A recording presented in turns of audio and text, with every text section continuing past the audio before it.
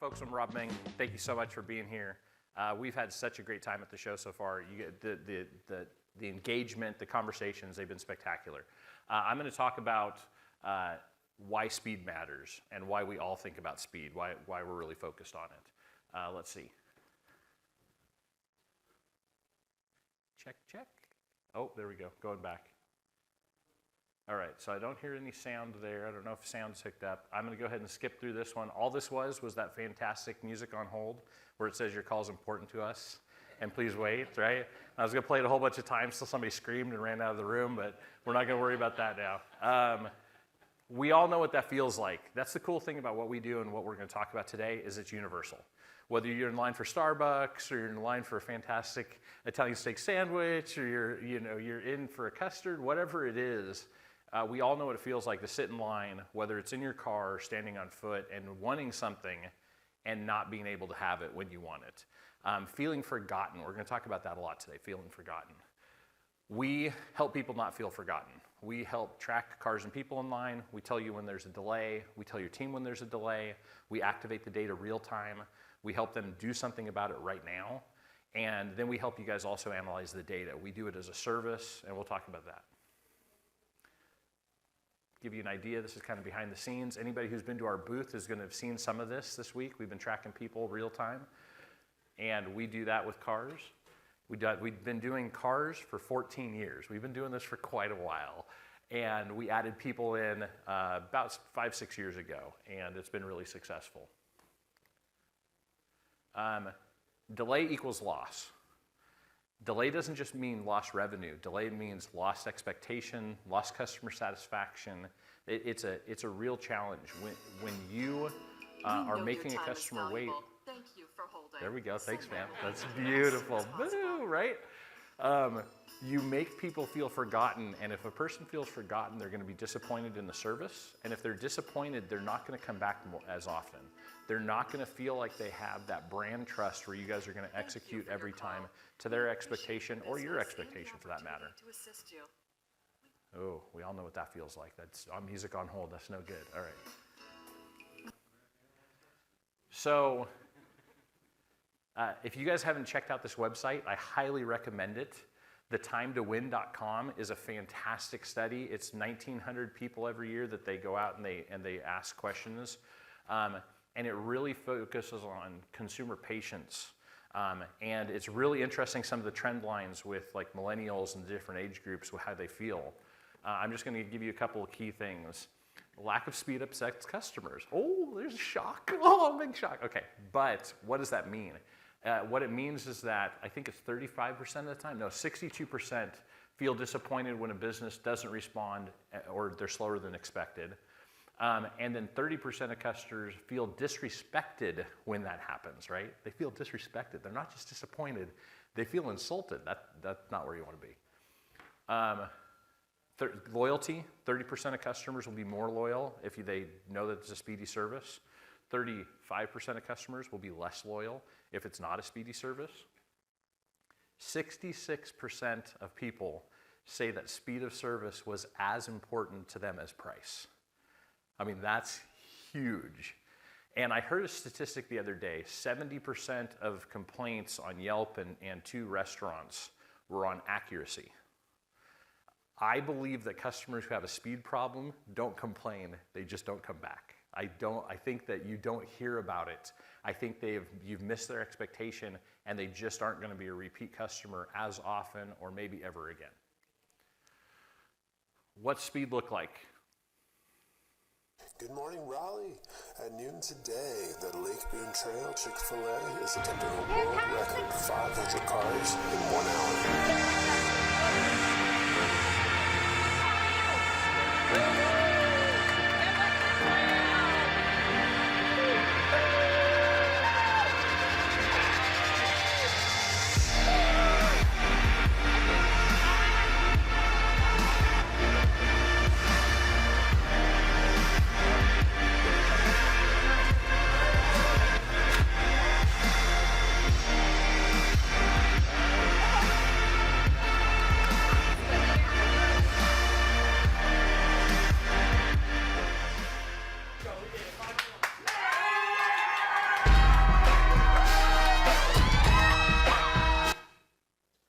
that final picture. It's fantastic. 500 cars. This is in Lake Boone Trail in Raleigh, North Carolina. I'm lucky enough to be one of the fastest, if not the fastest location in the world. They broke the Guinness World Record in 2021. They did it again in 2022. 561 cars in 1 hour served through that location. We know what's possible, right? We know what's possible. It's not just Chick-fil-A. It's not just In-N-Out. Pals has an 18-second window time. They've dedicated themselves to this. There's other organizations that really focus on speed. And what does that turn into? Sometimes it turns into impersonal, a little bit like no soup for you, right? But most of the time what it turns into is brand trust. Most of the time it turns into you care enough about me to staff this thing, to give me those interactions, to move the line, and to execute exactly the way I need you to, so I can get to work, I can get with my kids, I can save that time. Speed is customer service, speed is revenue, speed is convenience, so that's why we focus on speed. That's why we all focus on speed. Why me? I'm going to be really quick on this. I'm going to be really quick on all of this because I want to fly through it so we can get into some conversations and have some dialogue. We've been doing this for 14 years. I started my career in technology. I was focused on call centers when I did that. I learned at call centers that you make little incremental changes. Those incremental changes can make massive impacts to your team and to your customers. I drove that into lines of cars and people, created the technology to actually do this and keep track of folks with machine learning, which is a piece of AI. Everybody talks about AI, but anyways. And then have formed client partnerships to do this. We do this as data as a service. We don't just give you a box and say, hey, good luck, have fun with our tech. We actually come and implement it for you. We work with your team. We work as analysts, and we work as an extension of your team to help you understand what the data means and how it should fit in your organization, how you should operationalize it. Enough of me talking. I want you to hear from one of my clients. My name's Ben Little. I'm a Zaxby's franchisee. I have 13 stores here in greater Raleigh, North Carolina. We'll have 2 more by the end of the year, so 15 total. I have the #1 store in the Zaxby's franchise as far as sales, and we have quite a few others in the top 50. So that's kind of where Rob comes in, as he's trying to help us stay at #1 and get the rest of my stores up, hopefully into the top 10. I love it. In QSR, kind of our closest peers is Chick-fil-A and Raising Cane's, which they're kind of the gold standard of any franchise model, any quick service restaurant, and especially our discussion today of going fast and cranking as many cars to the drive-thru as possible. They're the 2 gold standards, and who everyone's chasing, and including us. So that's kind of what we do, and we just try and sell a lot of chicken. Well, we're all tied to the incentives that drive us, and the funny thing is that really speed of service is like a key business metric. I mean, really, even 5 years ago, I mean, it got measured, but like we really didn't incentivize it. We didn't really know what the times meant, and the list goes on. But now everyone has speed of service top of mind if you have a drive-through restaurant of any kind, and you know that if your management team is not incentivized to push that time as hard and as fast as they can every single day, it's just not going to happen. I mean, I don't care how well you staff. I don't care how great your GM is, whatever. If they're not incentivized to go fast, they're just not going to go fast. Kind of going back to how Rob and I met was, again, we put all these fancy Tormex doors in, originally just 4 of my stores. Sales were up, 20%. We just think we're geniuses and we're moving the line so much faster. And then as we really started to dig into the data, we're like, well, maybe we're not geniuses. Maybe we actually got slower, and we just added dine-in sales back in, and we grew our digital sales. And so we were being fooled by our own data. And And so as we started to dig into that, yeah, that's again kind of where Robin then come into play is, like previously, if we changed something in the drive-through, I mean, we could make educated guesses, but we really didn't have any data or analytics behind, did this definitively work, and did we definitively get faster, and did we definitively get more cars through during our peak hours? And what we found originally with the Tormax doors was that was not the case. We actually got slower. Yeah. That's great. So Ben's fantastic. Ben and his dad are the oldest Zaxby's franchisee for Zaxby's. They're great partners of ours. We have a great time working with them and figuring things out with them. We wanted Ben to be here. Ben's actually at their board steering committee this week in Augusta, Georgia, so he couldn't be on stage with me. Otherwise, he would have told you all that himself. But we got lucky, and we actually were able to do a podcast just recently. So those are excerpts out of the podcast that we did together. So let's talk about some of the history. Ooh, that's kind of showing up kind of funky. That's all right. Well, I think we can get where we want to go. Yeah, we'll hope that the next one shows up a little better. Okay, so how many folks have stopwatches? How many folks on your team have stopwatches? How many people are pulling their iPhone out constantly doing the stopwatch thing? Everybody. I think today, it's been a year or two since I talked to one of the folks that actually ran with McDonald's, but I believe that today every McDonald's district manager is still required, as they do their site surveys, to sit in the parking lot for an hour and time cars. It's a lot of DMs. That's a lot of time. That's a lot of hours. $50 an hour. I don't know what's a DM going for you and for McDonald's. That's a lot of clicking the button and spending time. We want to get rid of that, right? But this is the way that we do it, right? This is the way we have done it in the past. We're going to talk a little bit about past, and we'll talk about future. This can be great, but it's anecdotal. It's hard to operationalize. A lot of people know what the DM's truck looks like or car as they drive up. It's real hard to trick them, and so all of a sudden, or they know today's the day the district manager's coming. We got to be on our game. Triple the staff, everybody on board. Let's go, right? Not necessarily. It's anecdotal. It's not necessarily what's happening every single day. And then a lot of folks. How many people do secret shoppers? Secret shopper programs? No, none of that. Good for you guys. So we have customers. We have clients that have secret shoppers. And actually what ends up happening is their managers use their video system to go prove that the secret shopper doesn't know what they're talking about, didn't hit the timer right, doesn't have the right data. And so that becomes really difficult. It's a touch point, it's a data point, but it's one place in time, it's one place specifically. It doesn't give you ongoing data of what's actually happening with your operation. And so those are some of the challenges. Time consuming, costly, those are the alternatives, and how do you operate it? How many folks are doing order in, order out? Trying to look at your ticket times and identify time standards based on when the order came in and when we think the order left.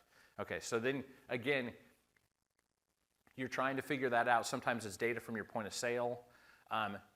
Better, more consistent, we can look at it, but it gets a little difficult to start. You have to start making some assumptions. You have to try and tie some data points together. And our biggest challenge with this data point is that it only tells you what the store did. And that's what we've been doing as an industry, as multiple industries for years, is we start to calculate future things like schedules and stuff based on what we did at this time last year, what we did at this day last year. Well, that's only how our team executed. That might not be what the potential was. That maybe isn't what the team should have executed on, right? And so we're only able to see what happened or what has happened or what transactions passed based on the point of sale data. We can't find out what the opportunity cost was or what was possible at the time. Loops and sensors. Loops and sensors give you a little bit more information, right? And there's this beautiful picture that's supposed to show up of the cars moving. That's okay, maybe we'll get the animation in the next one, we'll see. But loops and sensors now, you have the ability to have a magnetic loop, usually at the window where the food's being delivered, sometimes a second one at the order speaker box, sometimes other places on the site, not often. They're difficult to implement. If you're not doing it during construction, then you got to do a curb cut, you got to shut your line down.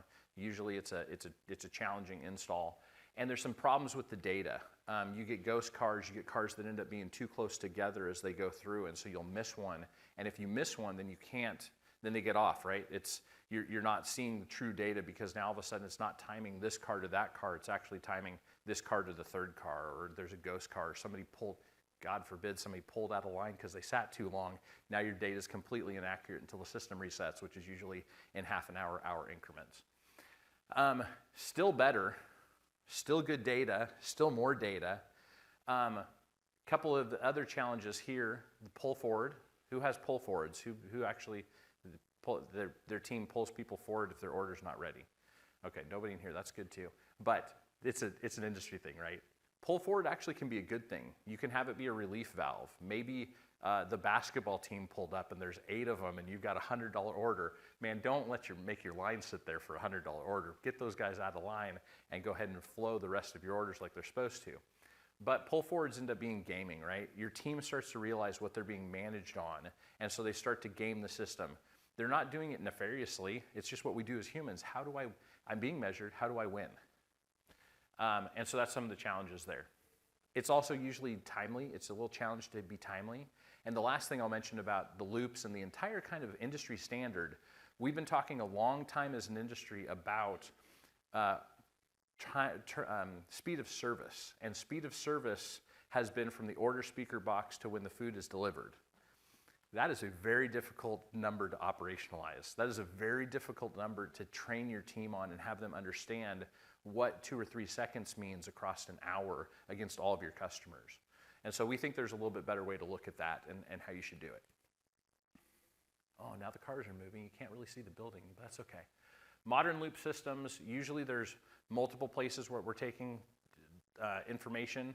Now maybe there's a loop at the mobile order and mobile pickup area, you're right, your digital pickup space. But again, it's challenging because you still have to get the equipment out there, you still have to do the implementation. And we haven't seen a company that does this technology as a service. They pretty much give you a package and they say, go forth and then multiply, have fun. We don't know what you want to measure, go measure it. We don't know what your time stamp is. So we really decided that it was better to actually do this as a service and help with our experience, with our technology, set it up correctly for your organization, and then work with your team to figure out what you should be measuring, how you want to measure it, what your time standard should be. Again, this is what I was talking about. Difficult to communicate.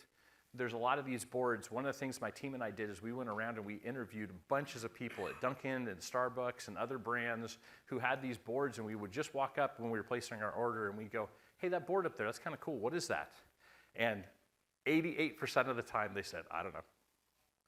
The ones that actually said, that's something to do with timing, we don't worry about that. It's something my district manager deals with, right?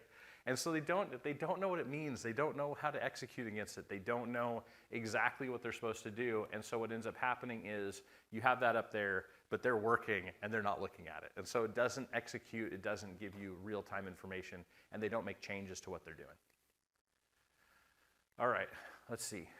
FasterLines, that's a little bit better. Okay. So what we do is we use optical sensors. They're cameras, but they're modified. And we actually, what we can see, we can measure, whether it's cars or people. And so now all of a sudden, one of the things I forgot to mention about magnetic loops is you start doing line busting, right? And I know, I'm sorry, I'm walking around, I'm not supposed to. You start doing line busting, and the car is no longer at the order speaker box when you start the transaction. And so now all of a sudden, that magnetic loop doesn't tell you anything because the order was so much further back, and it's not showing you what you're doing with line busting and things like that. And so what we can do is we can actually measure anything we can see, whether it's line busting, whether it's order taking. And so we start to look at different places. And the other thing we do is we try to break down exactly where the funnel is. We try to really understand where was the delay. And we can see the delay as a trailer because we can see all the cars in line or the people in line.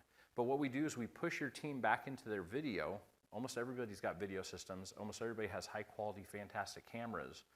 We push you back into that video system so that you can start to see what's happening at your site during those delay times. Very pinpointed, here was the times where you had problems. Let's go find out what was happening in the kitchen. Let's go find out what was happening. Did we have a labor problem? Ben's gonna talk about that a little bit in just a second. And then we've been talking about cars, we do it with people. And we do it with people in any place. You're putting kiosks in, you wanna see how the cash register, the traditional register works versus how your kiosks work, we can tell you. You want to see where people are walking up and you have third party, you have DoorDash coming in and picking up their order and they're having to stand there for longer and they're beating you up on the delivery app. We can tell you when that's happening. So where there's a delay in service, we can measure it and we can tell you that is occurring. And then what we do that's a little different is we really simplify the data and we tell people real time that it's happening. So we give your managers and your team an opportunity to change what they're doing right now. And the best way that I've seen most of our QSR partners is that their managers are doing some things, but they can really start to focus on where the gap is. And so whether that's a manager running and opening up another register, whether that's a manager going and assisting on the line, where is it that they can jump in and give that extra hands right now to make the difference? And then over time, how do we change the schedule? How do we staff better? How do we change a process? How do we do a job function split so that we can not have this happen over and over again? And we send you reports, or we work with your team to deliver the reports so that they can see daily, weekly, monthly things that are happening, things that are reoccurring, and where exactly the problem is. Because again, that's what it comes down to. You got to know what's happening. You got to know when it's happening, and you have to know it at the site level, at the district level, at the regional level, at the store level, and you want to see real time when it's happening. How is it repeating multiple sites? Where are we seeing this happening over and over again? Where do I have a fantastic location and they just opened up a 100-unit apartment complex down the road, and now we just doubled in business? Fantastic, wonderful problem, but we have to execute against it. Otherwise, we're just going to make those customers upset, and they're not going to be repeat customers. And we want them to be repeat customers. This is a kind of example of how we connect the dots and some of the ways that we do data communication with our partner clients. But there's lots of ways to do this, and you guys may have great systems where we can feed the data into those systems so that you don't have additional systems or reports you have to look at. Maybe it's just an additional data point in something you're already doing, or maybe you want us to feed the data to you. Either way, we're ready to do that.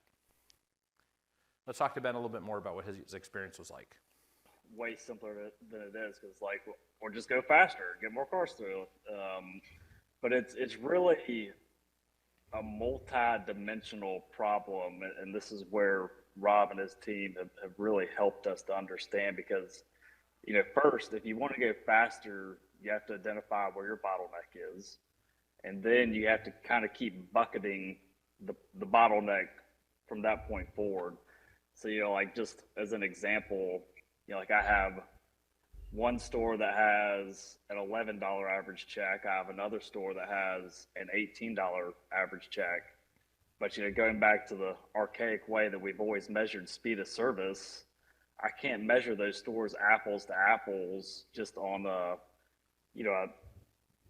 30,000 foot view, let alone drill into the details of where can each store individually get faster. Because if I'm just going off a window average time, there's all kinds of problems in the data there, to where, that $11 average check store, they pretty much only have one entree per car. So they should be able to naturally go faster than the $18 average check store that has two entrees per car. So this is when we started kind of trying to get a little bit to go off of if we really, really, really want to measure apples to apples and be able to kind of take best practices from certain stores and apply them to other ones, we've got to drill this all the way down to the entree level. And, Rob has helped us build super nerdy stats and dashboards to help us see this data, which that's kind of the bigger picture of how we're trying to tackle the problem, and not just using lazy averages, because we're always trying to get a little bit faster every day, and I'm sitting in our Goldsboro store's parking lot watching the line as we speak, as a matter of fact. But yeah, I think the best thing about Rob and his team is that they have been willing to customize the look and feel of the data to pretty much exactly what we ultimately envisioned it, and just getting it to where we can simply communicate a message to the GMs and the AMs and the shift leaders of here's what's causing your delays, here's how we fix the problem, here's the data that shows it. And you know, previously, you know, again, we were just relying on old loop timer data where we really just had to guess and make assumptions. And then when we changed something, you know, we may have felt like we were faster, but then the time didn't change. So then we didn't really know if it worked or not. And you know, then you're kind of just chasing your own tail to where, you know, now we have definitive analytics to say, all right, we tinkered with this. It helped a little bit, but maybe if we take it one step further, we can, you know, get 5 to 7 more seconds off of the window time, or, you know, we can get 10 less alerts from 12 to 1, or. And we'll stop there. We love talking about this stuff. We love geeking out about data. We love talking about your flow and specifically what you guys are doing. So would love to talk to you guys more. Feel free to reach out. It can just be about theory. It doesn't have to be about actually implementation. We love talking about lines and helping speed things up. If any of your organizations are talking about line busting or doing line busting, we have some unique things that we found there that we'd love to share with you. But yeah, the focus is on how do we make customers be heard? How do they get seen? How do they feel like they're being taken care of? And we think the best way to do that was with speed. So appreciate the time. I'm going to sit here and we can talk as much as you want. I know I'm eating into lunch, so feel free to stay and let's chat. But thank you guys so much for the time. Have a great show and hope to talk to you again soon.